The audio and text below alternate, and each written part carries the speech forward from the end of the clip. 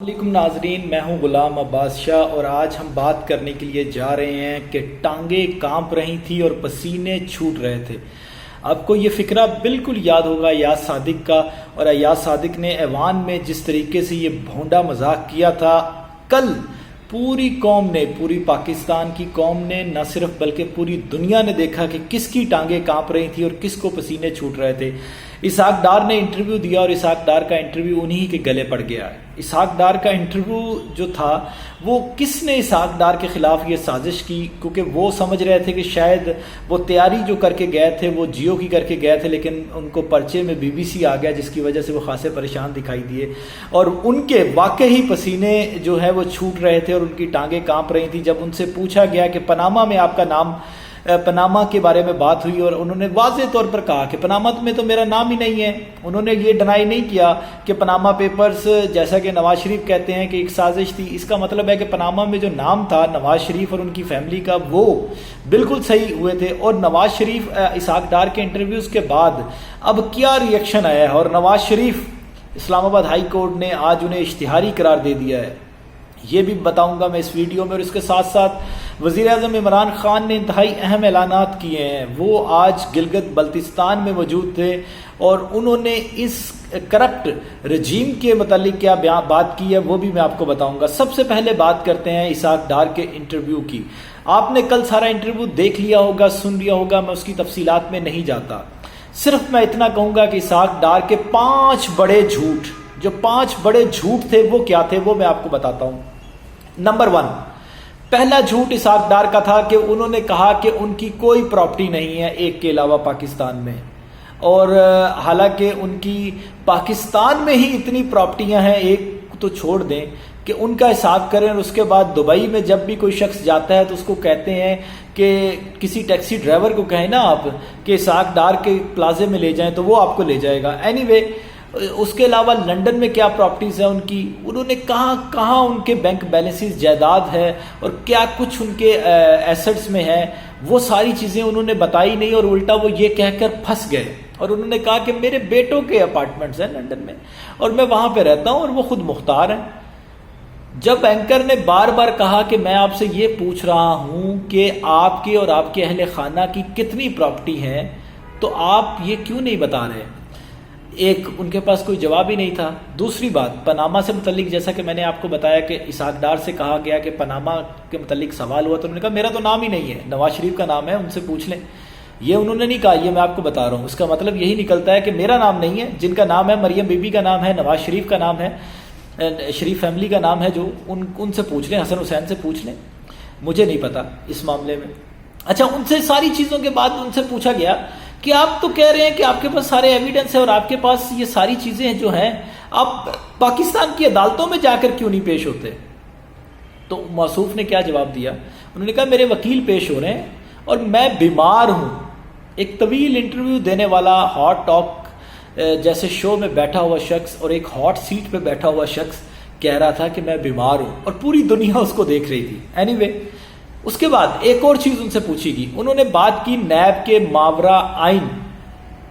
اقدامات کی، اور انہوں نے یہ کہا کہ شاید نیب جو ہے وہ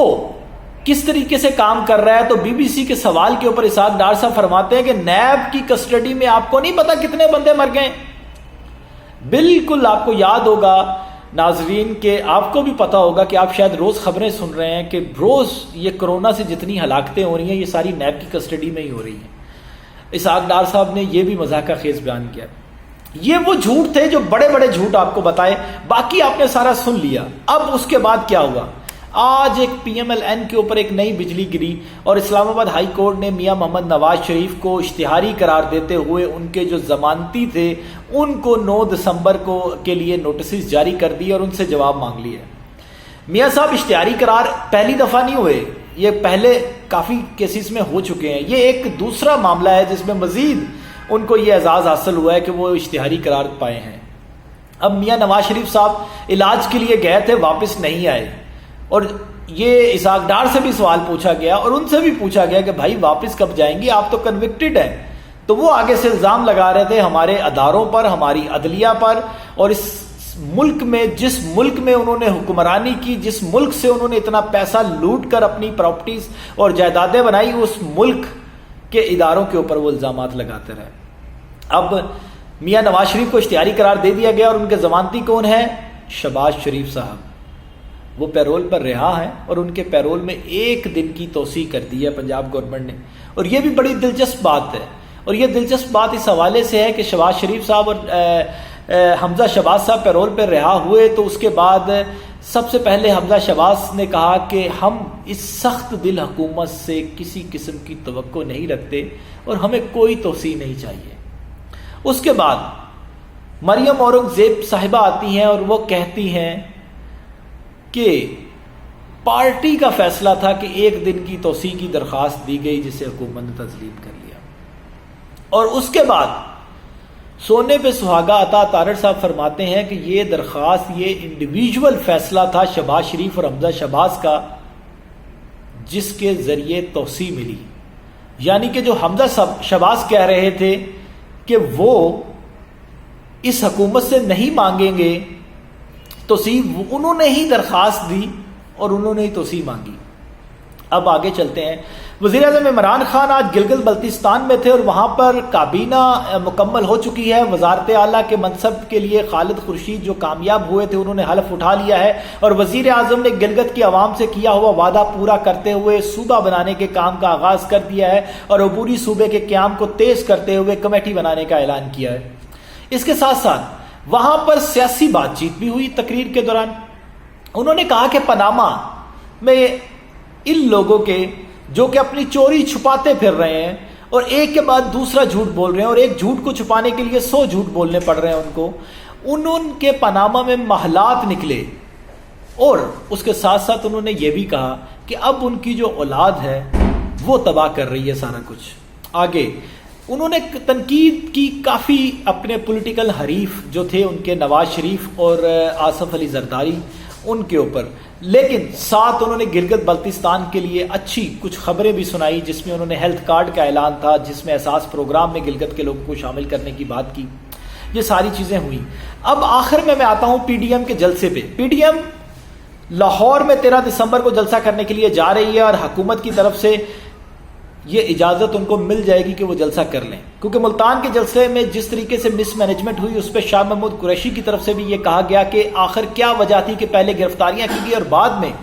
انہی لوگوں کو جلسے کی اجازت دے دی گئی۔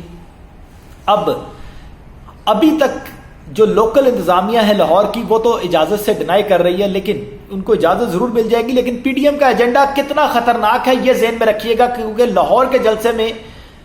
یہ سننے میں آ رہا ہے کہ نواز شریف بھی خطاب کریں گے ویڈیو لنک پہ، جو کہ ملتان میں خطاب نہیں کر سکے، اور وہی زہر اگلیں گے، وہی بات کریں گے، وہی اداروں کو تنقید کا نشانہ بنائیں گے، اور اسی طریقے سے عدلیہ کے اوپر ایک اشتہاری جو آج پھر ایک دفعہ اشتہاری ہوئے ہیں، پاکستان سے باہر بیٹھ کے، لندن سے بیٹھ کر پاکستان کے اداروں پر حملہ آور ہوں گے۔ پی ڈی ایم کیا کرے گی لاہور جلسے کے بعد؟ پی ڈی ایم لاہور جلسے میں یہ اعلان کر سکتی ہے کہ وہ اسلام آباد کی طرف مارچ کریں گے، اور یہ اسلام آباد کی طرف مارچ نہیں ہوگا، کیونکہ وہ پوری دنیا میں جو پاکستان مخالف اور پاکستان دشمن نیریٹو ہے اس کو لے کر کے چل رہے ہیں، اور وہ بات کر رہے ہیں جو کہ بھارت میں ہیڈ لائنز بنتی ہے، جو کہ پوری دنیا کے جو پاکستان کو ڈیمیج کرنے کے حوالے سے ہیڈ لائنز بنتی ہے، وہ بات کر رہے ہیں۔ تو اس کو سوچتے ہوئے اب پی ڈی ایم کی قیادت یہ سوچ رہی ہے کہ اسلام آباد کی بجائے راولپنڈی میں کسی اہم مقام پر دھرنا دیا جائے۔ یہ آپ سمجھ سکتے ہیں کہ راولپنڈی میں کون سا اہم مقام ہو سکتا ہے، لیکن یہ ذہن میں رکھیے گا یہ جو اس آگ سے کھیلنے کے لیے جا رہے ہیں اس سے نقصان پاکستان کا ہے، اور لوگوں کو اس کا اچھے طریقے سے تدارک ہے، اور ہمارے ادارے بھی اس سلسلہ میں متحرک ہیں اور ان کو بھی پتہ ہے، کیونکہ جس ایجنڈے کو لے کر کے پی ڈی ایم چل رہی ہے وہ اس ایجنڈے کی پروموشن پاکستان میں کیوں اور پاکستان سے باہر کیوں زیادہ ہو رہی ہے اور پاکستان میں کیوں کم ہو رہی ہے، یہ سوچنے کی بات ہے۔ آنے والی ویڈیو میں مزید ڈیٹیل بتاؤں گا، اور یہ کچھ فیکٹس ہیں جو اگلی ویڈیو میں آپ کو میں دکھاؤں گا کہ کرونا جن علاقوں میں پی ڈی ایمز نے جلسے کیے، یہ سرکاری ڈیٹا ہے، وہاں پہ کرونا کتنا پھیلا، اور آگے لاہور آ رہی ہے پی ڈی ایم کی قیادت اور اس کے بعد اسلام آباد۔ اجازت دیجیے، اللہ حافظ۔